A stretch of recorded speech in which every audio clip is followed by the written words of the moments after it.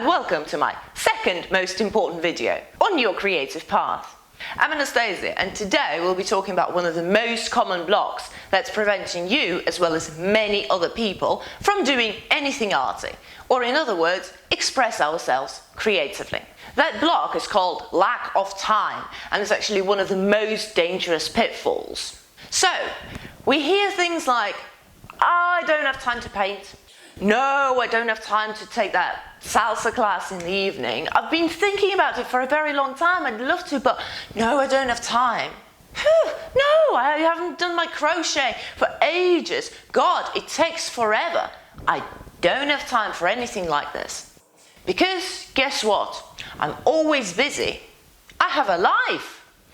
I've got my job, I've got my house to clean, I've got my family, I've got that lunch with my in-laws on Sunday, I've got to go and see my friends because they're bored without me, I've got to pick my kids up from school, and all that stuff. I can't tell you how often I hear all these things from different people, numerous people. In all honesty, for a very long time, I myself believed that I had no time.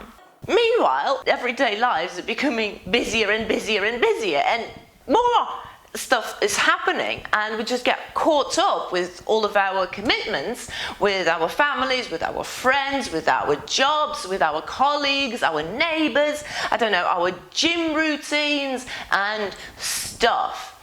And things that, we think that we should do, things that we believe we must do, things that we do out of habit as well, and of course, all those things that other people want us to do. While I'm not going to belittle the importance of our careers and families and friends and all that, I would like to point out that if we look closely, we will notice that a lot of our time is spent on things that are really very insignificant and, in effect, meaningless. And if you want to find some extra time, it's always available. It is always there. Remember that. You just need to know where to look for it. So, to begin with, baby steps. I'm going to suggest a few things that you might wish to consider to cut down on, and it might not be relevant for absolutely everybody. However, the majority of people who have ever complained to me that they had no time, they suffered from at least one of the following. And number one, ta-da! It's social media. On a daily basis, social media eats up hours and hours and hours and hours of people's time. If we combine all the time that we spend on social media, we will actually get terrified.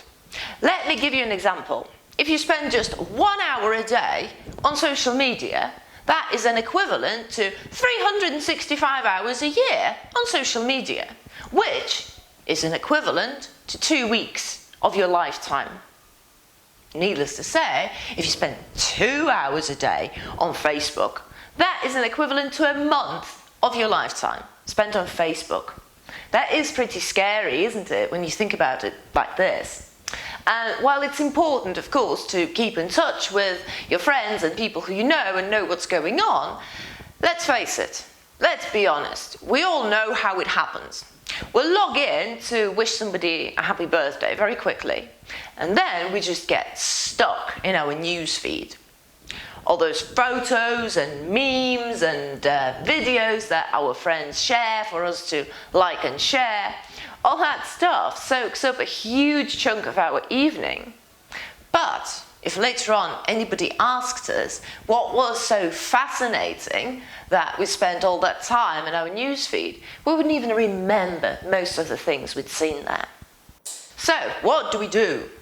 Well, there's a number of things we can do. Firstly, what I personally do, I use my Facebook or Instagram while I'm waiting in queues, or if I find myself on public transport. Another very good way is setting yourself a daily limit. And don't laugh, because a lot of parents do that for their kids' TV time, for example. And if you set yourself, 15 minutes every day for your social media, That will give you enough time to keep an eye on what's going on, stay in touch with your friends, but at the same time, you won't drown in that sea of virtual junk anymore.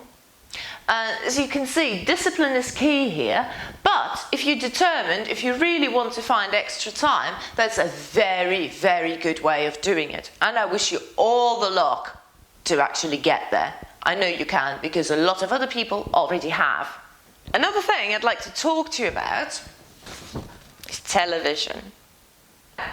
Honestly, how often do you watch things that you don't even enjoy that much? Stuff that you watch just out of habit or simply because somebody else in the house is sitting in front of the TV. Films and TV shows and programs that you'll forget all about in a month's time or maybe even sooner. What I encourage you to do is to cut that stuff down, and I encourage you to be ruthless. Because if you prioritize something that you actually want to do and will enjoy over the things that you're doing out of habit, simply because you used to be doing those things, it will have a very significant impact on your life and it will make things much better. Trust me. Personally, I haven't had a TV at all in my house since I was 19. I do, however, enjoy a good film or a music show or a documentary now and again. I do. But I am free from all the stuff that I don't particularly care about and don't really want to know. I am free from clutter. Because what happens a lot of the time, we watch something and we think that we've forgotten all about it. But our brain is still processing that really horrible violent scene that we witnessed the night before, even though we think that we've forgotten that it has washed over us. Our brain is a very, very complicated and fantastic, fascinating phenomenon, and we don't really know that much about it still, even though all those top scientists work on our brains every day, and they keep learning things every day, and there's always new stuff available that is getting discovered all the time. One thing, however, that we do know is that our brain processes things in the background, sort of. So what happens, information gets in, and you think that you're not thinking about it anymore. You actually believe that you have forgotten all about that soap opera, but the brain is still working over it in the background, because if there's so much different stuff, and actually it's the same with social media, all that stuff goes in, whoa, it's overwhelming. So the brain takes its time to process everything and sort it. What happens a lot of the time, we can't concentrate on something that we need to concentrate on right now. We can't focus on it properly because there's just so much clutter in our brain that hasn't been processed, and there's just not enough RAM in our brain to do all of the tasks that we just keep clicking send, send, do this, do this, do this, do this. It just doesn't cope a lot of the time. So that's where I will allow myself to say that. I actually believe that TV can be a bit dangerous, simply because of all that. So, I'm not telling you to get rid of it, but I'm asking you to be a bit more selective about things that you watch, because it will just make things much easier for you, and it will free up quite a lot of your time to do other things that you want to do. Next on our list are people. And I know my friend Helen is going to be laughing out loud right now. Please don't take me wrong. I love people. People are fascinating. People are fantastic. They're great. What I am talking about is when we allow other people to take our time for no reason. Things like small talk, or chatting with your neighbours, or a text conversation with a friend about nothing in effect, or 15 minutes in the supermarket spent with a person you used to know years ago. You've never been close, you're never going to be good friends, but you happen to bump into them and now you feel obliged to stay there and chat. I'm also talking about little favours that will actually make no difference whatsoever. Spending time with people and on people just because we don't want them to think bad of us. Meanwhile, nobody will ever get offended if we say, sorry, can't chat right now, I'm in a rush, I've got somewhere important to be, I've got something important to do, I will catch up with you later. It's perfectly normal and perfectly understandable. Besides, who says that buying a watercolour set 5 minutes before the shop closes is not important? And who says that a little yoga session before your bedtime is less important than talking to somebody about their rose bushes for hours and hours and hours?